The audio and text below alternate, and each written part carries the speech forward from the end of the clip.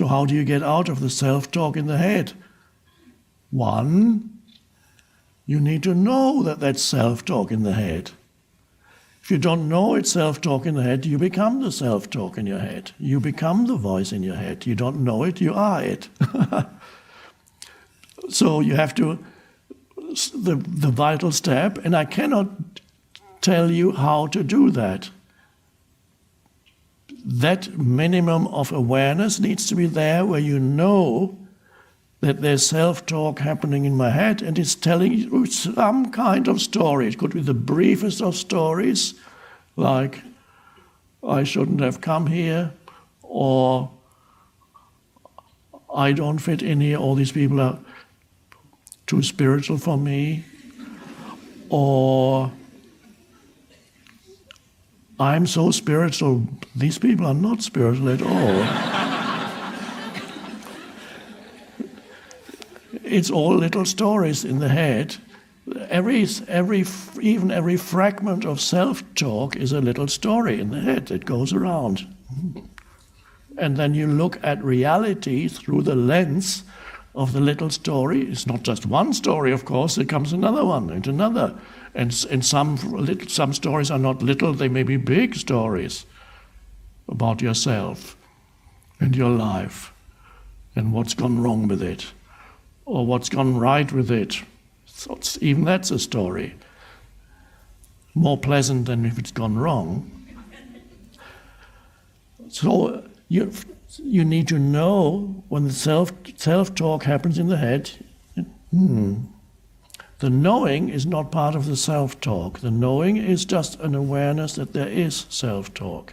The moment there is an awareness that there is self-talk, the possibility of freedom from the self-talk opens up. If that awareness is not there, there's nothing you can do. You have to wait until life knocks you over the head, so that finally some awareness comes in and you go, ah. So you might have to slip on a banana skin or something, because you self-talk, and suddenly you go, oh, life told you to wake up. Awakening, which is a term that's been used for thousands of years in the spiritual context, not in the conventional context. To awaken means to come out of sleep in conventional language, terminology. But in spiritual terminology, to awaken means to awaken, one could say, basically, to awaken out of the self-talk in the head. Because the self-talk in the head is a form of hypnosis, self-hypnosis. You are hypnotized, you have been hypnotized by society, your surroundings, the surrounding culture, even the language that you were taught to use, that becomes a large part of the self-talk, although some of the self-talk is also accompanied by images, but a lot of it is language.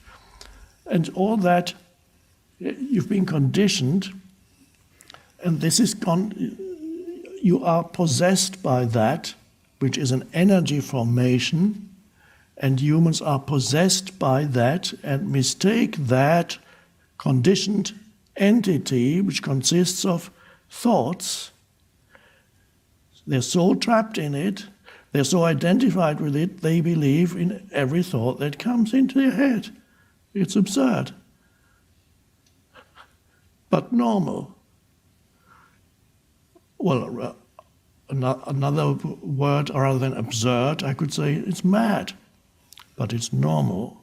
It creates an incredible amount of suffering, unnecessary suffering that humans create for themselves and for others. You can't create suffering for yourself without making others suffer who are close to you and whoever comes into contact with you.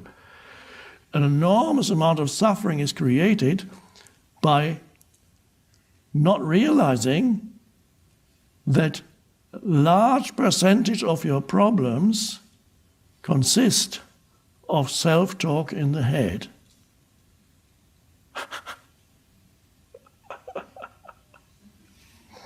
That's amazing. And once you see that, Okay. And then you can have a little bit of awareness and say, who am I? Am I that story, or am I the one who sees that, who recognizes that there's self-talk? And in order to recognize that there's self-talk going on in you, that's not a thought, there's just an aware presence that, And then the compulsive nature of self-talk lessens somewhat because some awareness has come in. The light of awareness has come in. And then you realize you are that light of awareness. You are the awareness. And there's a shift. The head may not immediately stop. It'll want to carry on. The self-talk wants to carry on. There's a momentum to it. You can observe that momentum. If you can't do it in yourself, you can observe it in others. Once they have a story and they're telling you their story, they can't stop. They want to go on. They don't. And they don't want an end. If they're talking about their problems, they don't want an end to their problems. They want a continuation of the story, which is the problem.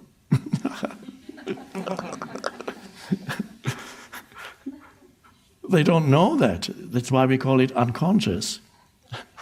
They don't know that their primary thing is they want the continuation of the story, because that's the continuation of the fictitious person that cannot live without its story, its storyline.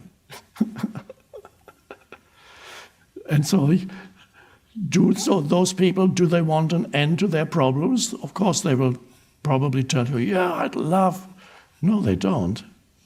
They don't want an end to their problems because that would be an end to their story, which is their identity. They don't want an end to their sense of identity. I need my story. All the things that I've been telling myself in my mind about myself and other people and my parents and my relatives and my co-workers and my ex-wife and my ex-husband, and what people did to me and what I did and shouldn't have done, failed to do.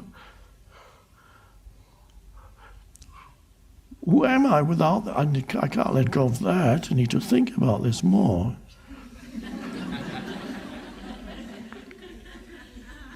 So it becomes a habitual place, the habitual place of the mental noise, where you feel, that's me.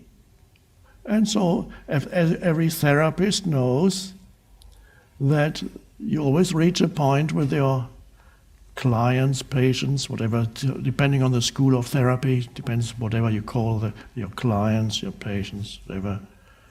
There comes a point when you hit that resistance. They don't want to be free of their problems. And that the big challenge is is this person going to overcome that barrier? Because that barrier is not just becoming free of my problems, but also becoming free of a very limited and ultimately fictitious sense of identity, the me.